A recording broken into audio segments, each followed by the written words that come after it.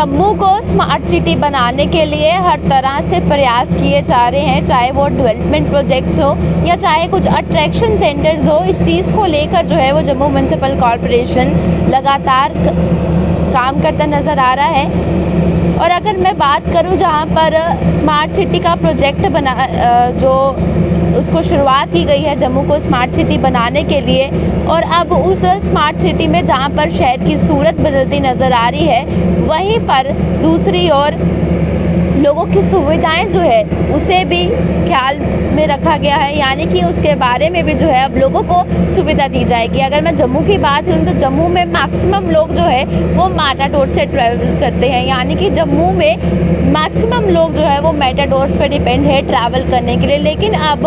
Smart city project के तहत e rickshaw चलाने का जो प्लान है वो शुरू कर दिया गया है, यानी कि स्मार्ट सिटी प्रोजेक्ट में जैसे मैंने आपको कहा धीरे धीरे शहर की सूरत तो बदल ही रही है, लेकिन लोगों को सुविधाएं जो है वो भी मिल रही है। अब लोगों को मिलने वाली सुविधाओं का भी इजाफा होने लगा है और नगर निगम ने यात्रियों को सस्ता और सुलभ परिवहन साधन जो है वो मुहैया करवाने की योजना बनवाई है। इसके तहत नवंबर में 200 ऑटो रिक्शा यानी कि जो ई ऑटो रिक्शा है वो चलाए जाएंगे, और इसके लिए इस सप्ताह में हुए टेंडर को रद्द हो गए थे, लेकिन आगामी हफ्ते फिर से टेंडर की प्रक्रिया जो है वो शुरू कर दी जाएगी। और शहर में स्मार्ट सिटी प्रोजेक्ट के तहत अब करीब 800 ई रिक्शा चलाने की तैयारी की जा रही है। पहले चरण में दिसंबर महीने से सेवा को जो है वो शुरू किया जाएगा, जिसके तहत अब लोग मात्र 5 रुपये में जो है वो 3 किलोमीटर ट्रैवल कर सकते हैं। अगर मेटाडोर की भी बात करूं तो ये इससे भी ज़्यादा किराया आप लोगों को मेटाडोर में देना पड़ता है, लेकिन अब ई रिक्शा जो 800 दिसंबर से शुरू कर दी जाएगी उसका किराया जो है आपको मात्र 5 रुपये में आप लोग 3 किलोमीटर ट्रैवल कर सकते हैं। यानी कि लोगों को, और जो लोग पब्लिक व्हीकल्स पर डिपेंड रहते हैं, यानी कि जितने भी मेटाडोर्स हो गए, ऑटोज़ हो गए, इन सब चीज़ों पर डिपेंड रहते हैं, अब उनके लिए ये राहत की बात है। क्योंकि अगर ऑटोज़ की बात करूं, मेटाडोर के बाद सिर्फ एक वही चारा रहता है पब्लिकली कहीं आने जाने का, ट्रैवल करने का, लेकिन कई लोग जो है वो ऑटोज़ अफोर्ड नहीं कर पाते क्योंकि वो प्राइवेट ऑटोज़ होते हैं, और लोग जो है वो अपने मन मर्जी से जो ऑटो चालक होते हैं वो इस चीज़ के पैसे लेते हैं, जिस वजह से लोग जो है वो काफ़ी उनको मुसीबतें झेलनी पड़ती है। अगर कई बार मेटाडोर्स की स्ट्राइक होती है तो वो इतने मजबूर हो जाते हैं कि वो ऑटो में भी कहीं पर ट्रैवल नहीं कर सकते और उन्हें पैदल ही जो है वो जाना पड़ता है। इससे पहले भी ई रिक्शा के बारे में जो है वो बातचीत की गई थी, ई रिक्शा चलाने की बात हुई थी, लेकिन कुछ ऐसी जगहें हैं जिनमें कुछ अप्स एंड डाउन्स होते हैं, उन जगहों पर ये ई रिक्शा जो है वो नहीं चल सकते हैं। लेकिन अब कुछ प्लेन जगह हैं जहाँ पर ये ई रिक्शा की सुविधा निर्धारित की गई है और 800 ई रिक्शा चलाने की प्लानिंग है, जिसमें 2 चरण किए जाएंगे। पहला जो है वो दिसंबर से शुरू हो जाएगा, उसमें 200 ई रिक्शा जो है वो शुरू कर दिए जाएंगे, और उसके बाद जो दूसरा और तीसरा चरण होगा उसमें लगभग 600 ई रिक्शा जो है वो अलॉट किया जाएंगे और लोगों को इसकी सुविधा जो है वो मिलेगी। और अब किन किन जगहों पे इसकी सुविधा लोगों को मिलेगी वो उसके नाम भी आपको बता दूं। जो ई रिक्शा सुविधा है उसे रघुनाथ बाजार, बहू प्लाजा, गांधीनगर, शास्त्री नगर, त्रिकुटा नगर,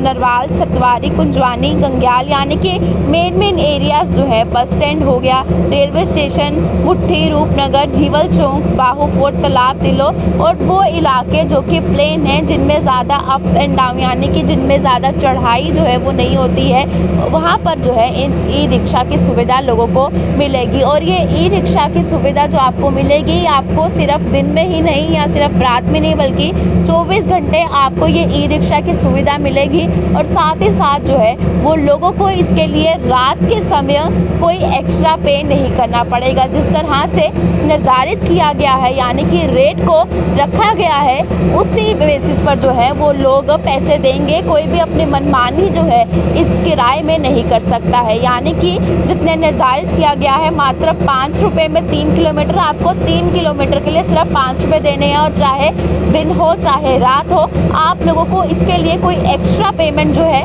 वो नहीं करनी है। 24/7 आपको ये ई रिक्शा की सुविधा उपलब्ध करवाई जाएगी और ये ई रिक्शा जो है वो दिसंबर से लोगों को मुहैया करवाई जाएगी। इससे पहले जो है इसका टेंडर किया गया था, लेकिन किसी कारणवश जो है उसे रोक दिया गया था, लेकिन अब जो है इसकी प्रक्रिया शुरू कर दिया। लोगों को जल्द से जल्द इस चीज़ की राहत मिल जाएगी कि जो लोग पब्लिक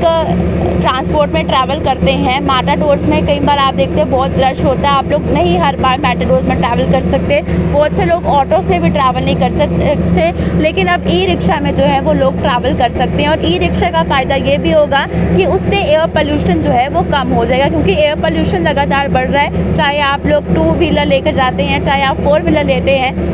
इतने ट्रक्स